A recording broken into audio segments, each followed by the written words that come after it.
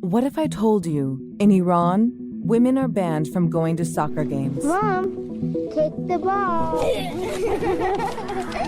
love you. For 43 years, Iranian women have fought back. Police pushed us. Troops. This is their story. The joy was forbidden. What is the meaning of that? That is how they control you. I'm Shimol Yai. Listen to the new 30 for 30 podcast, Pink Card. Available now. Our mission at Lemonada Media is to make life suck less for our listeners, so we're thrilled to now be able to offer you an opportunity to support that mission and our brand in your own world. We're proud to announce that we have a brand new line of Lemonada merchandise. From stylish sweatshirts to eco-friendly water bottles, we've worked hard to curate a line of actually cool merchandise that will fit seamlessly into your everyday life. Be sure to check out our merch store at www.lemonadamedia.com. Lemonada.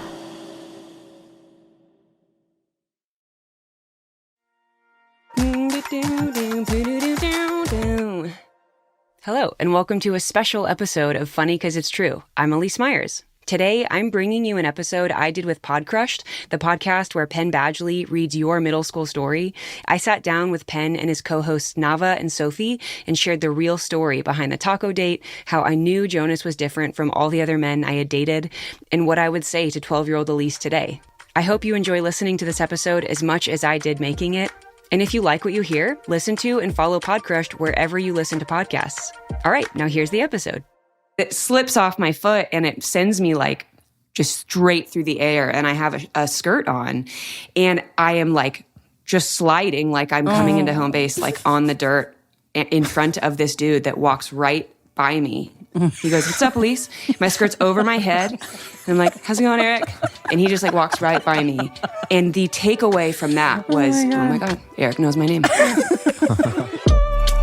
This is Podcrushed, the podcast that takes the sting out of rejection, one crushing middle school story at a time. And where guests share their teenage memories, both meaningful and mortifying. And we're your hosts. I'm Nava, a former middle school director. I'm Sophie, a former fifth grade teacher. And I'm Penn, a middle school dropout. I realized this week that you're so lucky to have me on this podcast. You know why? Why? I don't want to hear this part. I react so intensely to your guys' story. I make you look so good. I laugh hard. You guys are nose laughers. What is a nose laugher? What, does that mean I go like that? Yeah. No, but I have like a full body laugh. I thought the notes we even gave ourselves after the first couple episodes we heard was like, guys, we got to stop laughing. No, that was a reviewer in the Times who said that we were laughing too much. Anyway, I can share something. This might be too meaningful, but I've been buzzing this week because I recently, with two friends, started hosting a space for like young adults in any profession to come together from different backgrounds and different belief perspectives, professions, ideologies, political stripes, and talk about a common theme. It's a different theme each time from our own points of view. And the only rule is that you can't disrespect what someone else has said. And it's been the most like uplifting space, and it feels completely at odds with what I read about in the news every day, which makes it seem like there's just intractable conflict and we're never going to agree with one another or understand each other if we're different.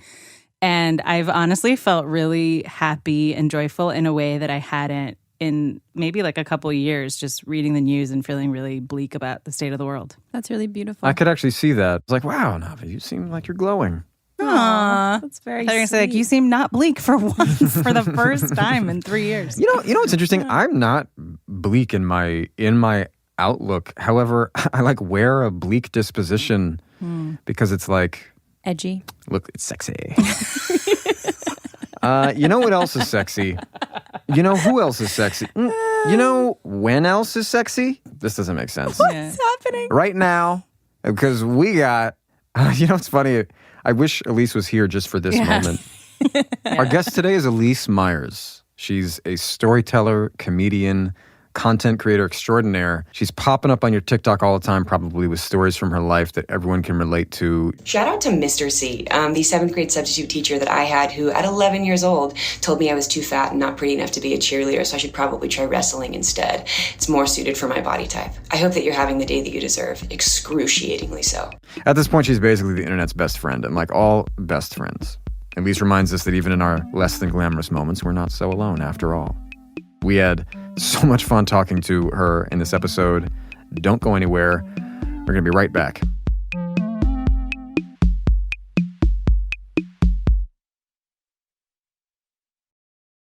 People like to ask me about my strategies and goals for myself when it comes to my own mental health. Fun fact, I like to actually walk while I work. I've found that when my body is in motion, my brain stays focused. So I built myself a treadmill desk a few years ago, and I've used it every day since.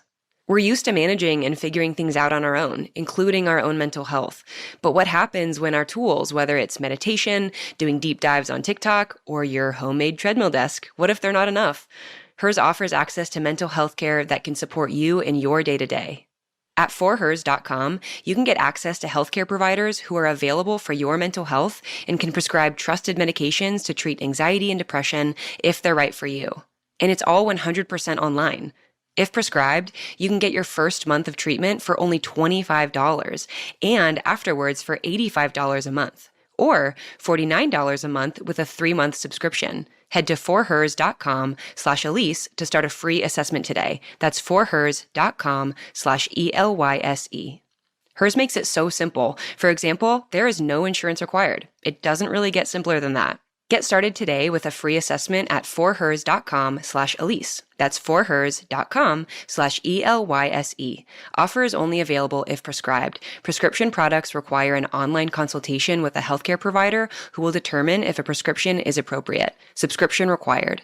Additional restrictions apply. See website for full details and important safety information. Winter is here, and the cold air can be brutal on your skin. That's why Sol de Janeiro is excited to tell you about Brazilian Boom Boom Cream, which is their moisturizing MVP. It can help you protect your skin from getting dry even on the coldest of days. Their Brazilian Boom Boom Cream has so many incredible ingredients that are also sustainably sourced, vegan, and cruelty-free. This includes the fast-absorbing cupuaçu butter, which delivers deep hydration and essential fatty acids, leaving your skin feeling silky soft, and antioxidant-packed ingredients like acai oil to help keep skin vibrant. This cream is great for whole-body skincare and can be used as part of your daily routine. Sol de Janeiro is offering our listeners 10% off on their first order on Sol de Janeiro, spelled SOLDEJANEIRO.com, and free shipping with the code Elyse. That's ELYSE to try Brazilian Boom Boom Cream for yourself with 10% off and free shipping. Welcome. I just have to tell you, Elyse, a funny story. I'm Sophie, by the way. I'm Nava. Okay. Yeah, and let me just give you a little bit of background here. They're not famous. That's all you need to know. No, just two normies. No, I know your guys' stories. I've been listening to your podcast for a long time. So yeah, I'm like tried to not fangirl. So I'm not going to be weird. But that is so nice to so hear. Sweet. Yeah. Well, then in that case, the one time I was going to introduce them really well. Literally, at least this is the one time. He never introduces us. It's a sore spot, if you couldn't tell. No, but I was going to say that Penn never messages me. He never texts me. He never calls. Sometimes, occasionally, but he never messages me on Instagram. He never goes on Instagram. That's true. He's barely on Instagram. And one day I open my phone and I have a DM from Penn. I'm like, what? Is this a mistake? And all it is, he didn't say anything. He just sent me a video of yours. And I was like, oh my God, I love Elyse. Like, it would be so fun to have her on the podcast one day. And just never responded. He just, and then when we were in person. Surely we were talking later. I mean, DM is the worst place to respond. No, I just think it's sweet that one of the few times he's DM'd me, it's been about you. I'm honored. Actually, one of the few DMs, the only DM I can recall sending in the last several months is your videos, Elyse. No lie. That's crazy to me. Yeah, I mean, let's just dig right in. Yes. There's a video of you being crowned the Queen's Diamond at the Bridgerton Ball. And you curtsied and then you did the sprinkler. Like, might this be a portal into what Elyse was like in middle school? Yeah. And then I dropped it low after that. It's like my brain never matured past the point of like, if someone responds well to something, just do it a million times harder. You know what I mean? Like where it's like, they're like, yeah, that was funny. She did the sprinkler. So my brain's like, oh, if that was funny, I'm just going to drop it low. Yeah, no, middle school Elyse was even more uncomfortable because I didn't fit in. I just never really knew how to have conversation. There were like the very popular people and then I wasn't that. And so I kind of just decided, you know what? I'm going to just dive real deep into who I kind of think I am because I already felt like I wasn't that anyways, so I might as well just figure it out. That's something that I can't relate to. Like I feel like in middle school, all I wanted to do was like be like the people that I thought were cool and like bend myself into that. So I really admire that. Well, I mean, I think everyone always has that like deep, innate feeling of wanting to belong. And I think that that's where a lot of the times as young kids, we get lost in that of trying to find the sense of self, but also connect with other people and find their community. And like, within that, it can be really, really hard to figure out who you are. And that's when I think some of the most awkward moments happen, is you trying to be this person you're not. And you're like, oh my God, I'm so uncomfortable with myself. And it's just, it all kind of blows up in your face. Elyse, can you tell us a little bit about your family life, where you grew up, like what you were interested in, who you wanted to be at that time? So I grew up in California, right down the street from Disneyland. So I heard like the fireworks at night, 8 p.m. or whenever they go off. That was like bedtime. Every night? Every night, Wow. yeah. Was it magical? It was magical until you were like, I just don't want to hear fireworks anymore and like loud parade music. But yeah, it was pretty cool growing up in Anaheim. And I had 3 older brothers, so I wanted to fit in with them, and they were really my kind of compass. But yeah, our home life was kind of bizarre. Like, it was pretty unhealthy. Our parents were not together by the time I was born, and it was just like real wild. We didn't have a lot of like stability at home, so me and my brothers really clung together, and we became like best friends. And yeah, I wanted to be like a musician. I played music. I wanted to dance. I loved writing. I loved all things comedy, just because I just loved watching SNL and consuming everything I could of like the Martin Shorts and the Steve Martins and the Chris Farleys and those comedy geniuses. And that's kind of the stuff I was consuming at like 10 years old. It was like not a very normal like 10-year-old palate. I'm obsessed with Martin Short. I was just showing David a TikTok of an interview that he was on. I think it was Fallon. And Fallon was asking, like, how's your summer going? He was like, oh, I'm devastated about Kim and Pete. He's like, I have to get rid of my tattoo. And I was like, I am obsessed with you. That's really cute. Yeah. Wait, can I just say one aside? Because when Kim and Pete broke up, did you post something like, I shouldn't be as sad about this as I am? I'm more devastated about this than I have any business being. Yes, like, I felt the exact same way. When I read your tweet, I didn't even know that I cared about either of these people. And I'm really upset. It was the day that Chloe gave birth. So everyone thinks that Chris, the momager of the century, basically contrived this relationship so that like no one would pay attention to everything happening with Chloe, which if she did, amazing. Props to her. She's a mom. Okay, not to pivot too hard back, but you are so talented. You like, not only are you an incredible storyteller, you are an incredible singer, you were a web developer, you played the viola. Like, pick a lane. Yeah, honestly. I won't. I will not. What was your household like so that it could allow you to flourish in all of those ways or to follow all of those paths at once? I think that a lot of chaos was happening, and I think that there wasn't a lot of time for me to have a lot of space to process stuff with people. I think that everyone had a lot of their own stuff going on. And I found that if I couldn't have space to talk about it with people, I would process it with myself. And the way I knew how to do that was playing music. Like, I found music to be very therapeutic and healing for me. And I was very curious. And then that curiosity just sparked into other things. What would drawing look like? And so I started drawing. And then, I started writing, and then just that curiosity. I think that as soon as I mastered something and it felt like it kind of healed something in me or like helped me process something, I was like, all right, next thing. And I am notorious for that. People look at my social media and they always say like, you've never picked a niche. And I think that it's like, as a whole person, you don't niche down as a person. You don't just, like, Penn, you're not just an actor. And like, Sophie, were you the teacher? Okay, yeah. I was also a teacher. Like, you guys didn't just pick one thing and everyone knew you as that and you never did anything else. It's like, I just think that our social media has become so niched and so one-sided, and it doesn't feel like that person's a real person anymore. And I think the more I can post about all the things I love, like cooking and singing and writing and art and web development and comedy, like, that makes me an actual person to somebody when they're consuming my content, because I am. I think that's really cool. And I think that's something really helpful for parents to know about kids. Like, if a parent knows that their child is going through something hard, to be able to give them those tools. I've been making like collages recently. I was telling Nava and Penn that I was feeling creatively tapped out. Like, I wasn't doing my own creative stuff. And I decided I was just going to choose something that I could do within a couple hours in a day so that I could do something every day that could fulfill that need for me. And I started making these collages, and I made a collage about aging. Like I sat down and I didn't know that that's what I was going to do. And then like the next day I sat down, I thought it was going to be about flowers and it ended up being about death. And I was like, oh, it really is like helping me express some thoughts that I haven't even admitted to myself. And I think, too, not putting pressure on somebody once they get good at something that now has to be something that they monetize. It's like, when can we just stop and like make a fucking collage? Like, I just want to make a collage about death. Like, I don't want to sell it on Etsy. Yeah. I recently heard, I was at a conference where people were presenting about like media that has social impact. And there was this incredible woman who presented there. Her name is Mona Gadirian. She presented about this project where they were doing cell films in, I don't remember what country, but in a community on the African continent. And they were investigating with girls in this community why the soil had become arid. Like over time, the soil had become arid. And so the girls were sharing like their perspectives on why. And no one ever talked about like gender inequality is a factor. Like no one articulated that. But then they had the girls like come up with skits that they were going to film, sort of representing the challenges with the soil. And in almost every skit, it came up that like the mothers would ask the fathers not to plant certain things and they would do it anyway. And they would like, and the woman would say, if you do this, the soil will go bad. And so it came out that like one of the reasons that the land was getting depleted had to do with gender norms in that community.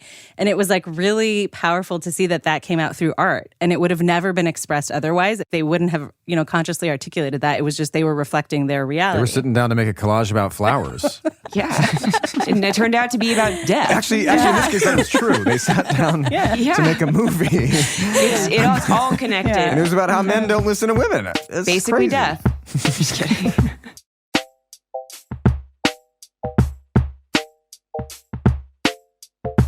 Before we move on from middle school, we do always ask people what were their first experiences around crushes, around heartbreak?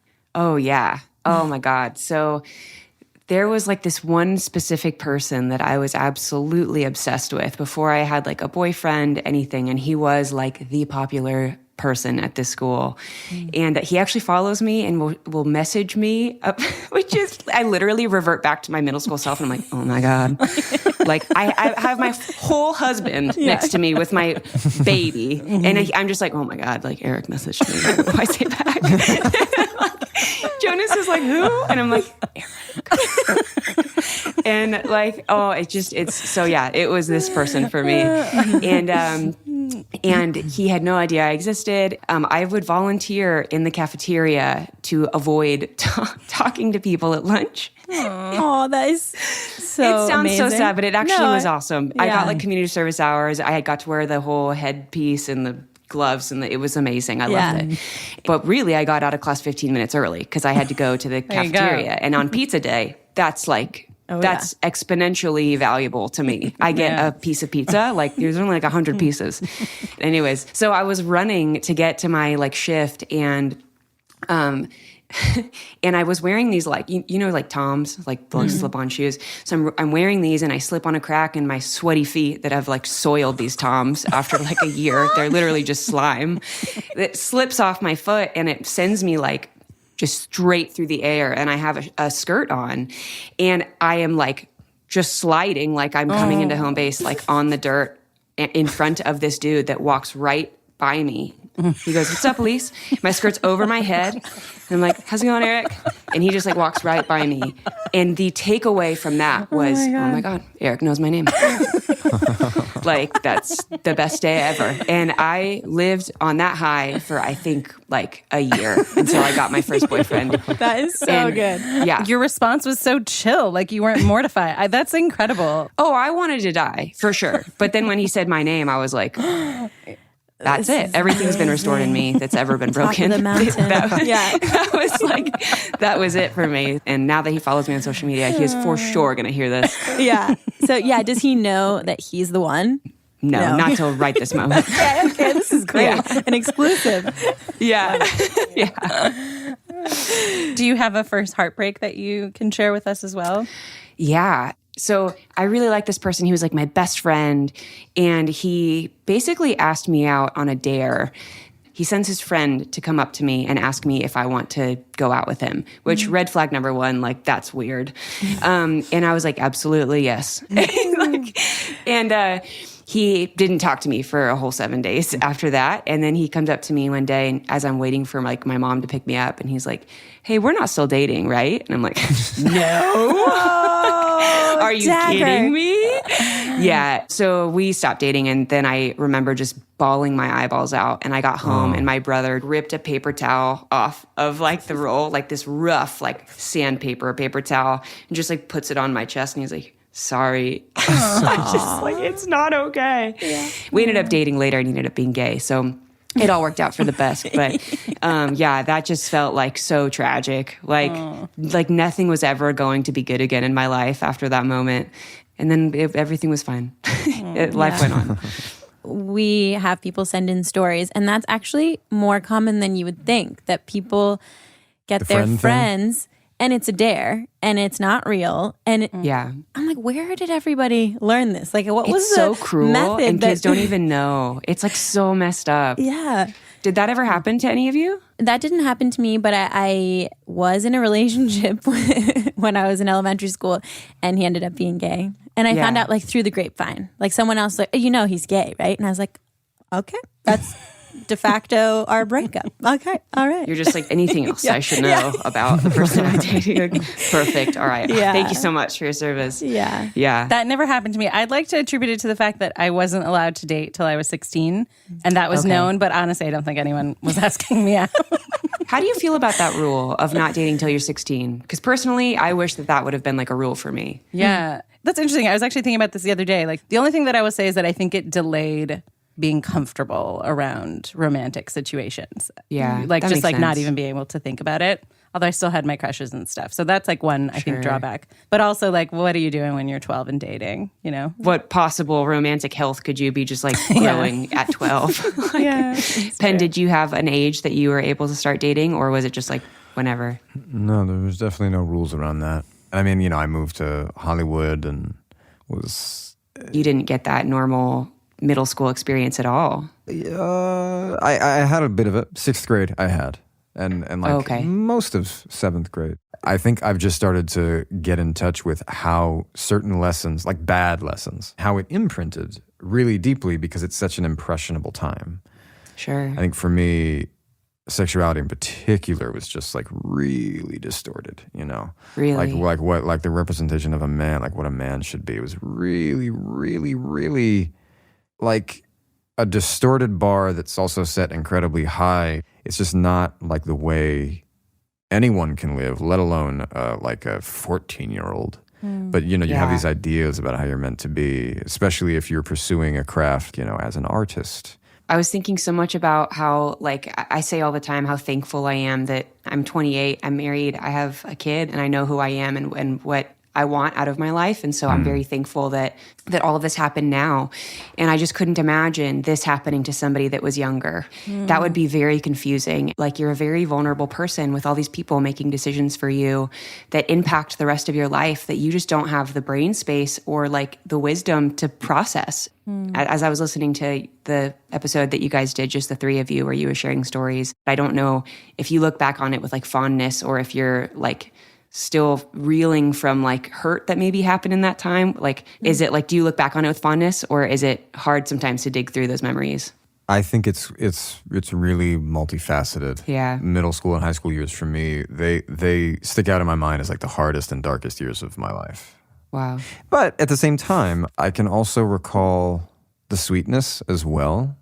Yeah. Just very randomly, Elyse, I just had this, when you asked Penn the question, the way you asked it was so thoughtful and like inviting but not pushing, which is really nice. And I just had this overwhelming feeling like Elyse Myers is a good person. I just wanted to say that. God. Like, I'm so pushy. So I'm just like, Penn, tell us why it was such a dark time. Like, reveal. No, listen, I'm interested in exploring it in depth. And like that, look, you know, you don't have to be transparent about this stuff or public about trials and tribulations in your life. However, when you become a public figure and then you have something like a podcast and people ask you these things in interviews anyway, you know, I'm actually, Nava and Sophie know this, I'm not inclined to do things publicly at all, like at all. However, when you're put into the situation, it's like, all right, well, I'm not going to be inauthentic. You know, I'm not going to respond. I actually, finally at 35 years old, it's working for me.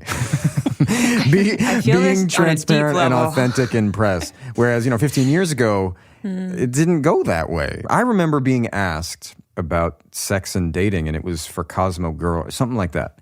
And I remember the interview being like so uncomfortable because basically what's happening there is that there's an adult asking you about like your sexual behavior, and you're like, do I have to talk about this, right? I guess I do. And by the way, your publicist isn't saying no. There's no one saying no. There's no one saying, they're like, this is a good opportunity. In press, you're made to feel as though you have to give them what they want, not an answer to a real question. That's the really messed up aspect of it all, is that it's a complete construct, and the interviewer doesn't really want to be doing it. They don't want to be there. They're an adult, hopefully, who has like bigger aspirations than asking this child dating advice for their 14-year-old female reader. It's like there's so many like things, just one distortion on top of another. And I think that press is so scary to do. And really early on, I was like really nervous about feeling safe, like because it does feel like you are literally just pushed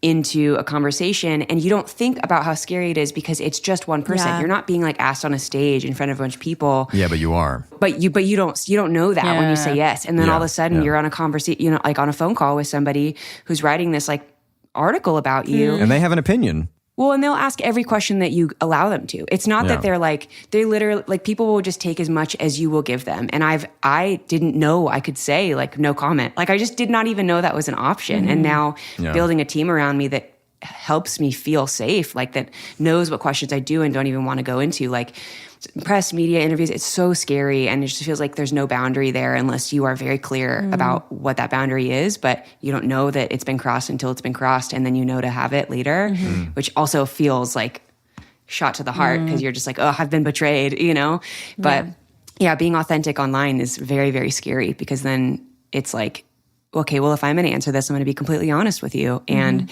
sometimes you just end up spilling your soul on accident. And you're like, fuck, I didn't want to do that. I know. Which is really scary. It's a hard lesson to learn repeatedly. By the way, in all our episodes, we want to have a vulnerable conversation. And often we do tell people, I'll tell you now, that you can come back to us after this and say, like, actually, I said this thing. I would prefer for that not to go out. Yeah, you can totally. But overall, our goal is to exploit your vulnerability for numbers.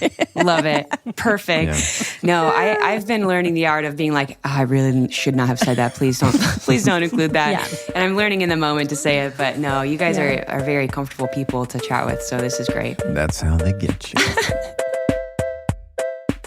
And we'll be right back. I don't really see myself as a lots of hair products kind of person, but I am learning on my own about my natural curly hair, and that means trying a lot of things. So how happy was I when I found a product that would help me actually embrace my hair's natural texture? Very happy.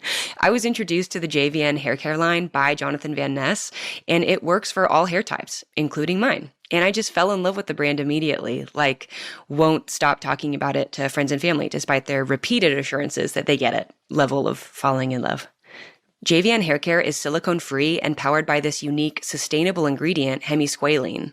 That's what gives your hair that healthier, frizz-free shine that we love.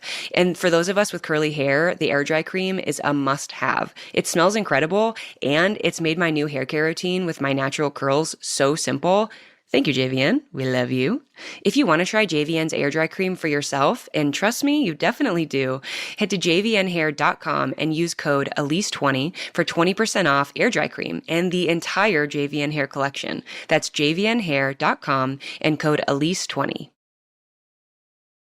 In 2022, we partnered with Penguin Random House to establish the Lemonada Book Club, uniting lovers of storytelling, from books to podcasts, and we have loved recommending reads that reflect the beauty and challenge of the human experience. And there's nothing more human than emotion. And this past year was full of emotions. Penguin Random House's The Year in Books explores 2022's big moods and offers the perfect books to go with them. Maybe you've been feeling blasé bliss, floating along in a state of numbness, which calls for an imaginative book to snap you out of it. Or perhaps you are channeling defiant joy, where nothing could dull your shine, and want a book filled with inspiration to keep you going and glowing. However you've been feeling, they've got a book for that. Check out The Year in Books, at penguinrandomhouse.com/yearinbooks. And stay connected to our growing community of story lovers at www.lemonadabookclub.com. We talked a little bit about crushes and heartbreak, and I did want to ask you, the video that you went totally viral for was the taco guy story, which I loved. I think it's hilarious. And, you know, it's about, for anyone who doesn't know, which is like two people. Yeah, I've actually not seen this one yet. That includes Really? Ken. Like two people in the world. Listen, I'm a fan, but I mean, I'm not, I get it. Well, I'm not going to describe the whole thing, but basically No, not in front of Elyse. You don't know. It's about your worst first date. And, you know, it's a hilarious story about this guy ordering 100 tacos, making you pay for them. Crazy story. What I wanted to ask was, like, we've heard about some bad experiences, but then I also know that you do share a little bit about your husband, Jonas, and your relationship seems so sweet. And I wonder if you can tell us, what was it about him that stood out? What was it that drew you to him? Honestly, it's going to sound so silly, but he told the truth. And that was like something I had not encountered in a partner where everything that came out of their mouth was like the truth. And it blew my mind. Like, I've had so many people in my life be dishonest to me, whether it was like a romantic partner or like somebody that I should have been able to trust and didn't. And like, I couldn't. And like, we ended up talking long distance, and he ended up buying me a ticket to go to Kansas to spend basically a whole week together, decide if we wanted to date. Because I was like, I don't want to keep talking to this person there's no possible way we'll be together. It's wasting my time and wasting my emotional energy. I think we should stop talking. And he's like, you need space? Perfect. I'm going to buy you a ticket to Kansas and you can come spend the week with me. Awesome. So I did that. And I remembered he had told me all of these stories of him as like a kid in high school and middle school that he did not have to be honest about. Like, there would never be a moment that would have been like fact checked. Do you know what I mean? And like, I was sitting at dinner with his family, and his mom like goes into this story about him in high school. And it was the same story that he told me. And I was just, my mind was blown that he told me the truth. And it was like, I just had this immediate trust in him as a person. And ever since then, like, that has just been proven in everything he does. And that little nugget of like, he's a truth teller. He's an honest person. Like, he is who he says he is. Like, he comes home when he says he's going to come home. He like will pick you up when he says he's going to pick you up. Like, he'll do something that he says he's going to do. Like, that's a big deal to be able to just have that kind of trust in somebody. That's a safe person. That's somebody that you can rely on, that you want your kids to be like. Like, you just don't get a lot of that. I love that. That's beautiful. I just read this quote yesterday that really struck a chord with me, and it was, trustworthiness is the greatest portal leading unto the tranquility and security of the people. And I was like, whoa, that's true. Yeah, like when you... How did you remember that? I'm like just impressed that you like I know, memorized. I am too, actually. No, but just being able to know that you're going to also follow through, not just that you're telling me the truth about your past or your present, but that you say you're going to do something, you're actually going to follow through and do it, is a really underrated quality. Especially like with people that I dated that like would even say like, I love you, and then they would not talk to you for 3 days. You're just like, I just always felt like I was not the right person. It wasn't like those people weren't right. It was like, there was something wrong with me. And the fact that like when he would look at me and he would be like, I love you and I want to be in your life as long as you'll let me. Like, I knew he actually meant that. Like, that's a really cool thing. And so, yeah, trustworthiness is just something that you don't come by. You don't see it a lot. And so when you do see it in someone, it's very special. But I remembered like chasing this one dude that would like, you know, just confess how much he loves me and like, I'm like going to save his life, and then would like run away for a year and then come back. And it was always when I was happy, you know, he just could like sense that I was like happy.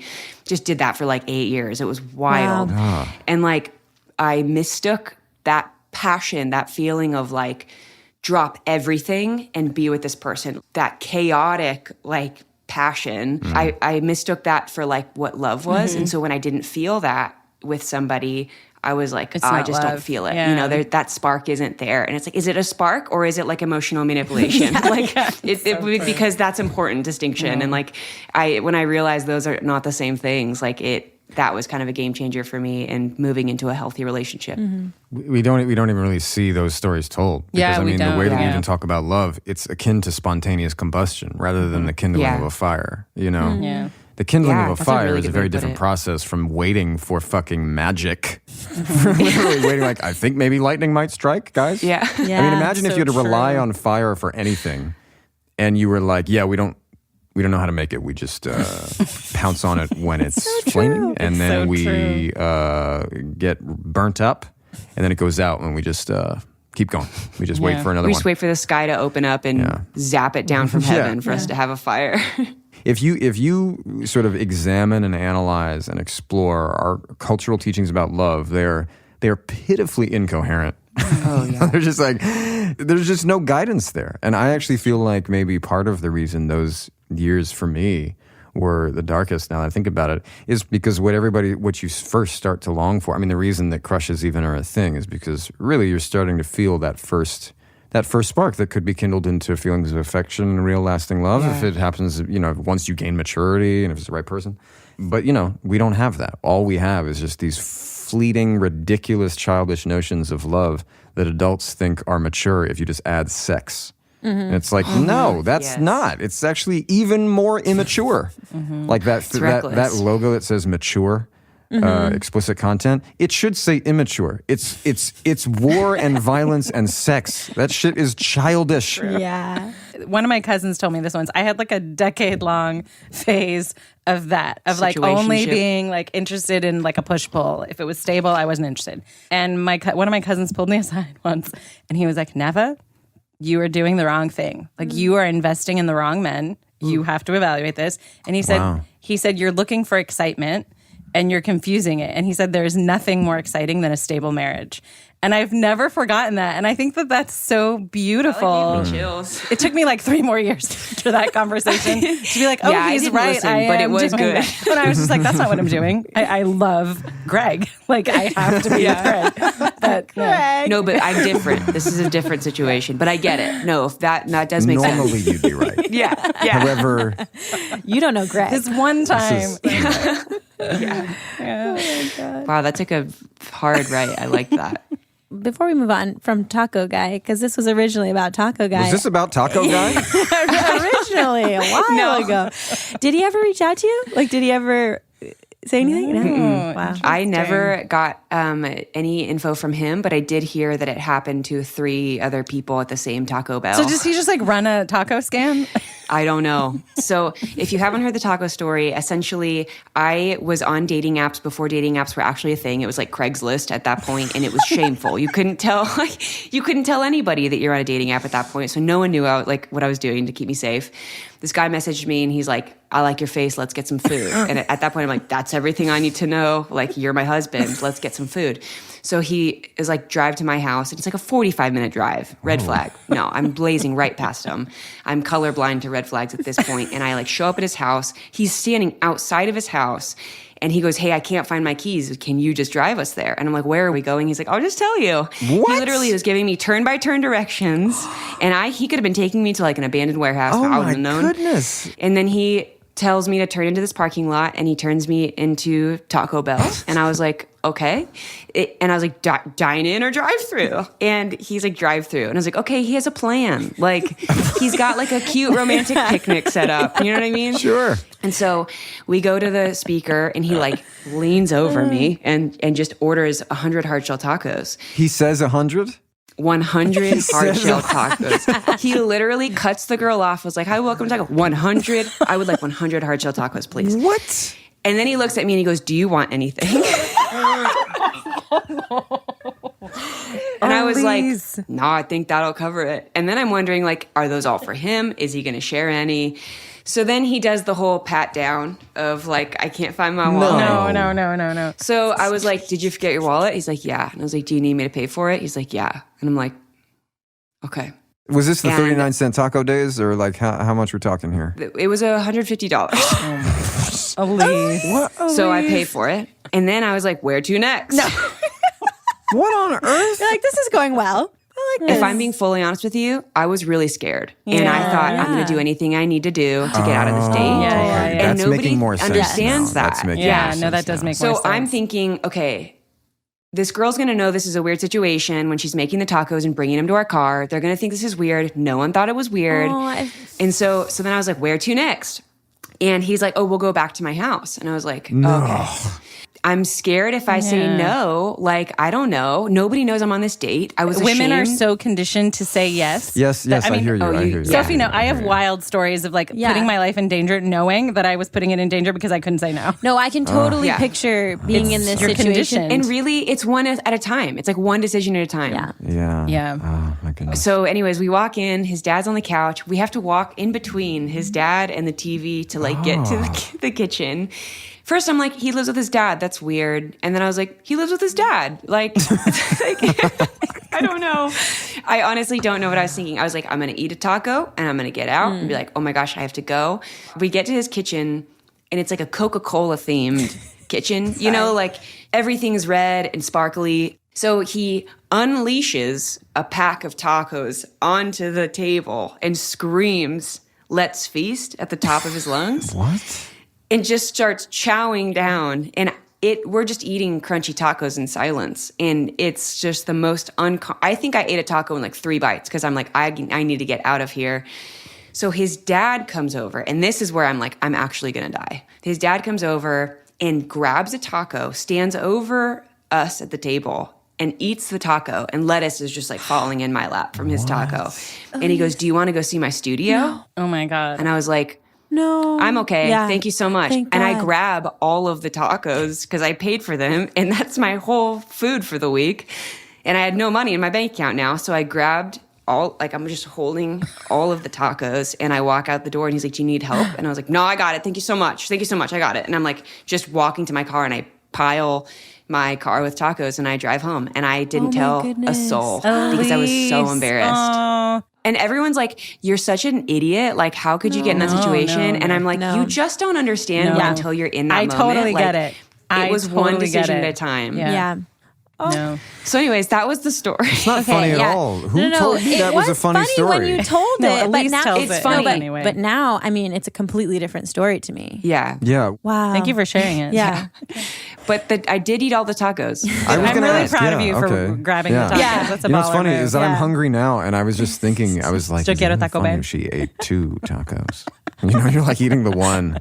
And you're Yeah. just like, And also, I was like, if it's not this, I'm not eating for the next few days. So Yeah. what do I Survival. have to lose? Wow. They were awful, by the way. Yeah. Yeah. If you've ever had Taco Bell Taco tacos. Bell. we don't need to clarify here. They're bad in like 2 hours, let alone Yeah. 2 days. It's like, that's not a fun experience. So anyways, that's how I got here on this podcast. Wow.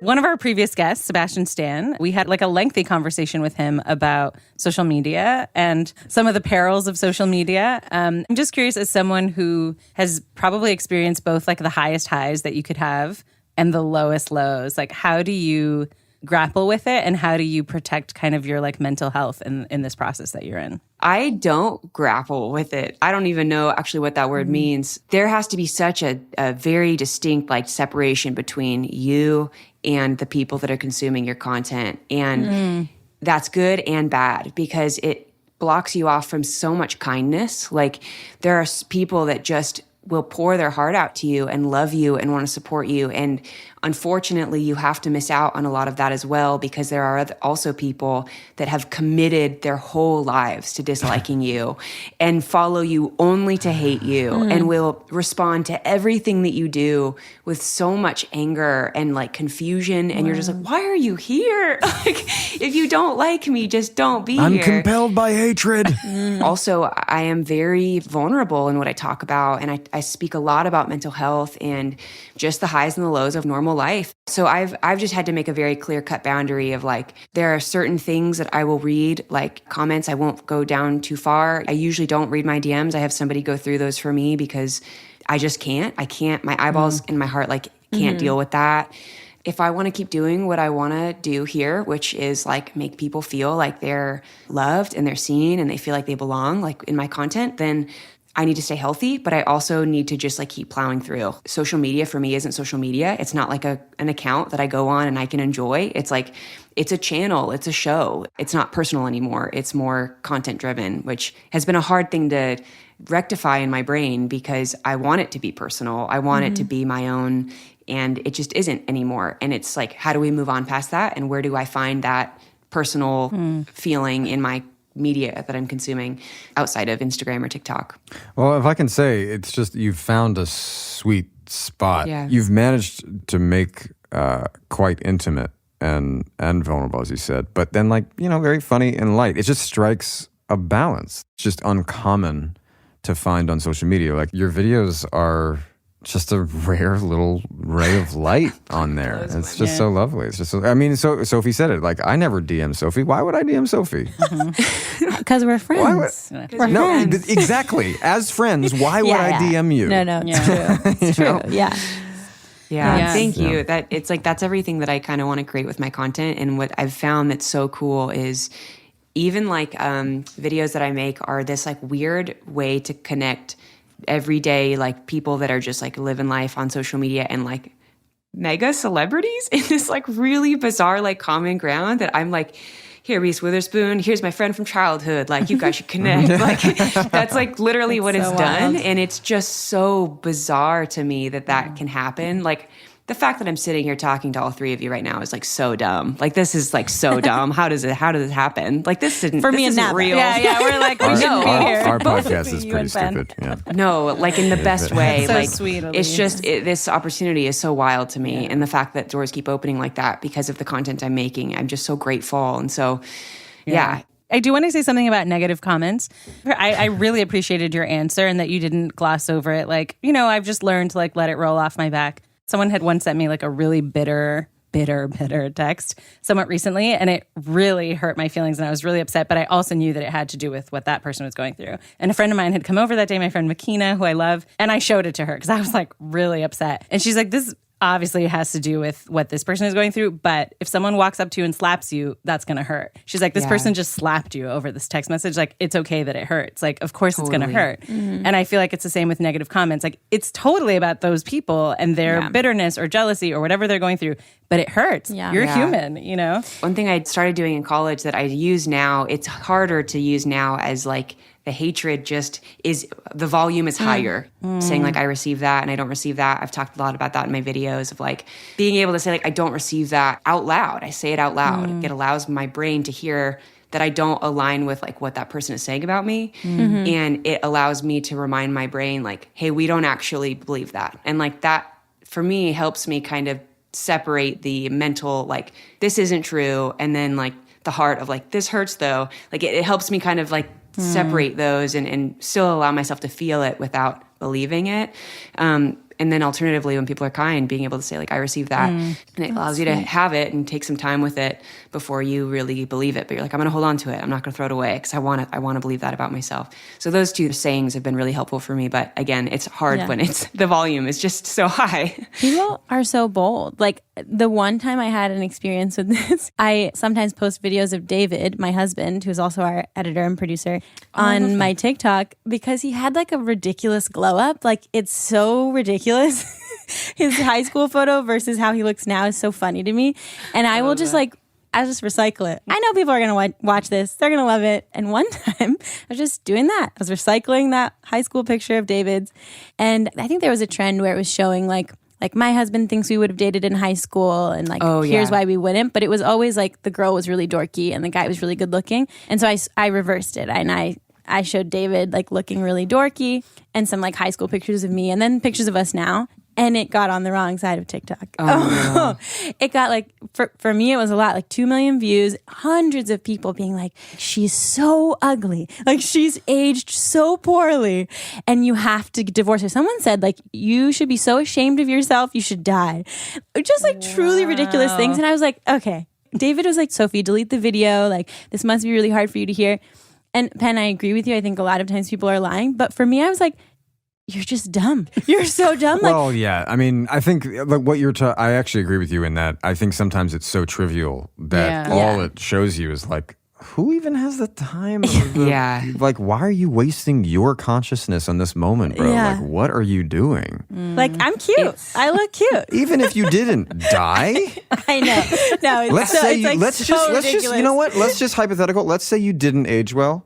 Soph, just stick with me for a second. Bridge troll. That doesn't mean you deserve to die. Of course, yes, of course. We give so much attention to trolls, But even like, I don't know, like unnecessary praise is also like, we could probably do with less of that, right? It's like you try to share anything of substance and 80% of the comments have something to do with your hair. appearance Or like, something Penn posted like a video that, about like the persecution of the Baha'i community in Iran.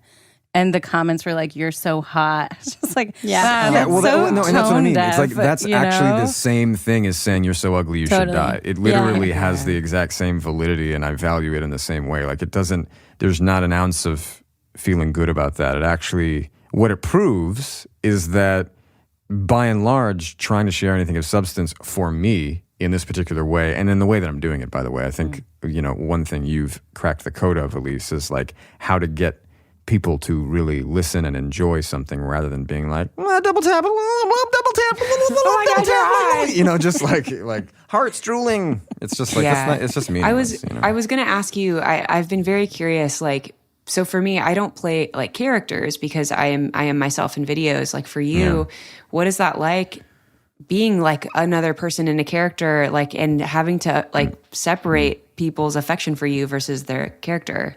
This is maybe at the root of why actors are kind of infamous for being difficult and touchy and, just really like difficult people to work with, whatever it is. Because I think at the crux of it, you're in a very passive state.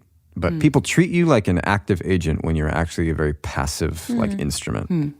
I've heard so many apparently superficial and empty expressions of so-called love that I rarely can appreciate a genuine expression from someone, who's saying it like from a more meaningful place. It's a bandwidth issue. It's like you just kind of relegate it all to a certain part of your thinking, and it's like Have you found that it affects the way that you receive like love and praise from people in your real life?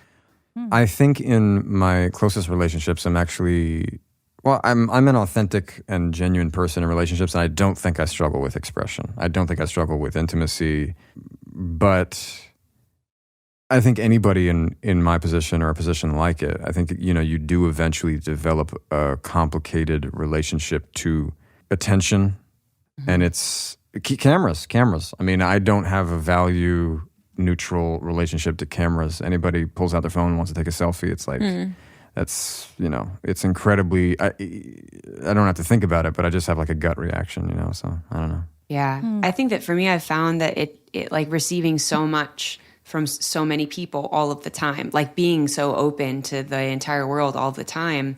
Before I kind of figured out how to have a boundary with it, it made me just feel like so burnt out on just attention by anybody, that even people in my normal life that love me and want like real relationship with me that are around me physically, I just found it to be so like, I don't want to give anything to you. I don't have anything to give to you. What do you want from me? Like that, then that's a very unhealthy place to be because like you can't, if you can't have real relationship, like what are you doing? You know what I mean? Like something needs to change. I just think fame is objectively a negative, like.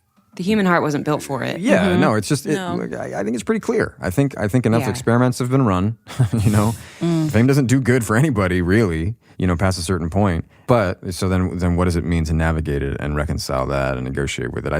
I feel as though I'm being given this interesting first row like witness to this aspect of modern human psychology and zeitgeisty kind of stuff where, when someone comes up to me, often I can see them much better than they can see me because they're projecting all kinds of ideas and I can just see them projecting. And it's kind of a painful imbalance. I prefer authentic interactions. Sometimes I'll stop and have a conversation for a very long time, So if someone just somehow seems to strike that balance of being genuine, I'm like, oh, there it is. Okay, sure. I happen to have the time, maybe, But so often it's something else, and I try to graciously witness it and be kind and gracious because no one deserves any kind of ire for that. It's not their fault. There's this vast cultural illness that we're all participating in.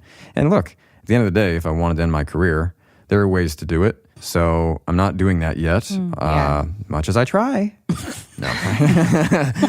That's amazing. Yeah, that's interesting. It's an interesting thing to talk about. I don't have a lot of people in my life that I can really connect with. You need more famous friends, Elyse, is what I'm saying. No, but you need more. In a really bizarre way, you do. You need more people in that sphere that understand, and that I haven't reached that level yet to where in it's a certain like sense. my friends are famous. We can DM more, Okay. That's fine. Great. Actually, Nava and Sophie can attest to this. I think I encounter the same difficulty. I don't have that many friends in the space. Really in the space. I maintain a closeness with my coworkers in a meaningful way, but like I don't network. I don't do that thing. I don't live in LA. Sometimes I forget how little I'm able to share. This is a really bizarre experience that objectively we can state nobody should really be experiencing, It's a very bizarre self-check and heart check pretty much every day. It is surreal. Stick around. We'll be right back.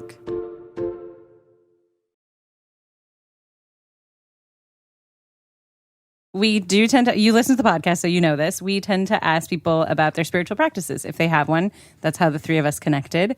So did religion or spirituality play a role in your life growing up, and does it play one now? Yeah, so I grew up with parents that were Christian that always, did the whole church thing, but not really, kind of just like a cultural American church type experience to where there's not much to it. Sorry, Mom and Dad, if you're listening to this, I love you. It was just weird. I kind of found that there was a lot of moral awards I felt like I achieved it when I believed those things, and societally, people around me just were like, yep, that's the right thing. Okay, I'm a Christian, and I'm going to go to church. And I kind of fell into that, and then went to a ministry school in Australia, which is how I met Jonas. Wow. And I hated it, and I felt really trapped there. I did it because I burned every bridge in my life and was like, I'm going to Australia, I'm going to become a famous musician, and no one can stop me. And I accidentally went to a ministry school and didn't know that.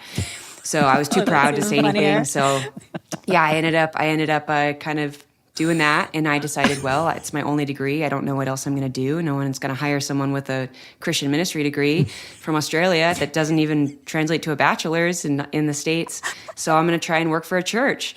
And tried to do that, and Jonas got hired, and I did not because I'm a woman. And then that was my start of what do I really believe and why? And that kind of was the deconstruction of what I thought was my Christian faith that wasn't actually much other than what I thought other people should think I should believe, and kind of found a lot of peace in that. I thought I really understood what it was for so long that I didn't allow myself to ask any questions, and I didn't learn from anybody. So I feel very stunted in that right now at 28. I wish that I had more answers, but I think that me being able to say that I don't is probably the biggest step forward in my spiritual health that I've taken in a long time. So right now, I don't have a lot of consistent practices other than meditation and trying to stay calm and open, and I don't know if people know this. Most religions have their own calendar system. So the Baha'i faith has its own, and it's 19 months of 19 days. And each month has a name, and it's meant to be an attribute of God. And one of the names of the months is the month of questions. But there's no month that's the month of answers. And I think that that's really profound in a way, and telling of how we should be as humans. Questioning and exploring and kind of in a state of curiosity rather than you put the period at the end and it's done. Oh, yeah. And that was the issue I had for so long was I would be in these positions where I felt like this answer was just given to me. And I was like, okay, but what about, it's no. And it's that I've always been a curious person, and I've always loved learning. And if I couldn't ask a question about something, that felt really bizarre to me, and not being in that situation just felt very unhealthy. And now that I'm not in it and I'm so removed from it, and Jonas and I are for the first time, just our marriage is healthier, and we're just asking more questions, and we're trying to stay open to that. And it's been very healing for us. Yeah. We have a final question that we ask everybody. If you could go back and be with 12-year-old Elyse, what would you say? What would you do? What would you want to tell her? Oh man, that's going to make me cry. I think I would just say it's going to get better.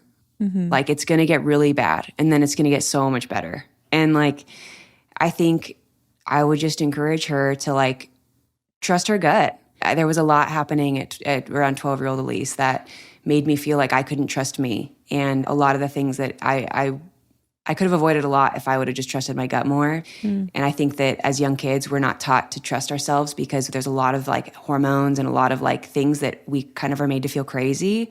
And we're actually not. Like we're human beings that are experiencing crazy things for the first time ever. And it's the worst thing that's ever happened to us up until that point in our lives. And we're not given enough space to feel that way. And so I would just like, let her know like, it's going to get so much better. And listen to that little voice because like, she's the one that's going to be with you forever. That's really sweet.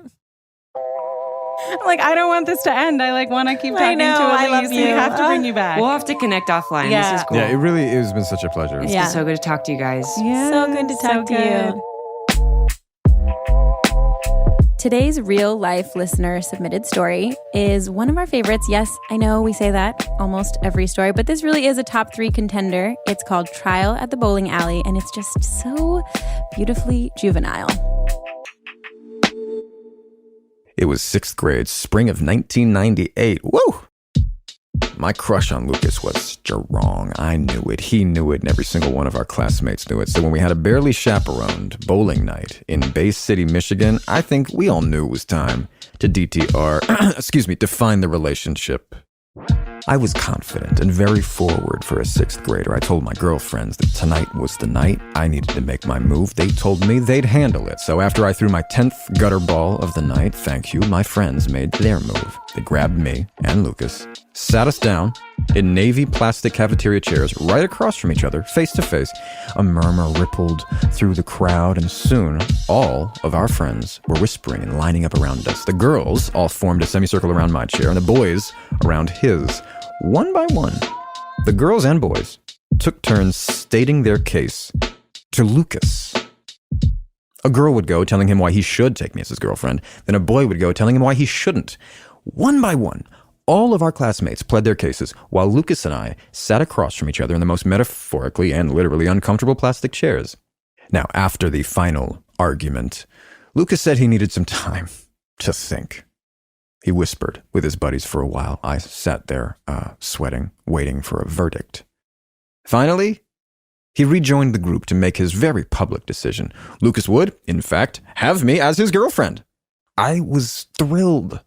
All the girls were. We won. Lucas was officially my boyfriend. I think we had an official hug to prove it. The next day, we sat next to each other at lunch, all my girlfriend's eyes upon us, everyone still buzzing off the trial at Bowling Alley the night before. All of the newfound insecurities I discovered about myself and the reasons all those boys told Lucas not to make me his girlfriend, they just paled in comparison to the feeling that Lucas was finally mine. That lunch hour was actual cloud 9. A few months later, I think we even held hands once. You can follow Elyse Myers online at Elyse Myers. That's Elyse with a Y and Myers, Myers. Podcrushed is hosted by Penn Badgley, Nava and Sophie Ansari. Our executive producer is Nora Ritchie from Stitcher. Our lead producer, editor, and composer is David Ansari. Our secondary editor is Sharaf Entwistle. This podcast is a Ninth Mode production.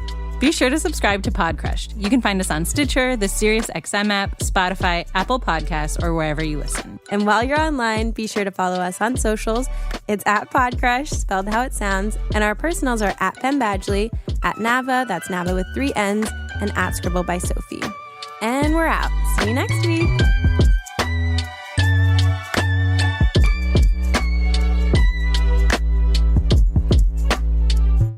Bye. Catch you on the flip side. Bye. Motherfucker. Whoa. What the fuck? So swear. That was like one of the least characteristic things I've ever heard you do. What was that? When Sophie cusses, which is so rare, it really throws me. Honestly, what on earth was that? Like, motherfucker. Stitcher. You've been listening to Podcrushed. Listen to Podcrushed on Stitcher, Apple Podcasts, or wherever you listen to your podcasts. And don't forget to follow Podcrushed so you don't miss an episode. Hey, Lemonada listeners, we want to hear from you. You know we love our sponsors for a ton of reasons, but one of the main ones is that they help us keep the lights on. And there's a really easy way that you can help us draw new advertisers and hear ads for things you're most interested in. Filling out our quick anonymous survey at lemonadamedia.com/survey. By just answering a few questions, you can help us find new brands to connect with and also share feedback about show content you'd like to see across the network. And to sweeten the deal, once you've completed the survey, you can enter for a chance to win a $100 Visa gift card. I promise the survey is short and sweet and will help us play ads you don't want to skip and also keep bringing you content you love. Just go to lemonadamedia.com/survey. BFFs Kulap Vilaysack and Zujin Pak bring heartfelt, hilarious, and sometimes subversive conversations about consuming and consumers to add to cart. This podcast explores what they and we buy and buy into. Who knew a confession about buying a fast fashion chili pepper swimsuit could segue into a conversation about body positivity? Kulap and Zujin will make you laugh, cry, and take a closer look at what you do and don't buy. Listen to Add to Cart wherever you find your podcasts. Casts. Casts. Casts. Casts. Casts.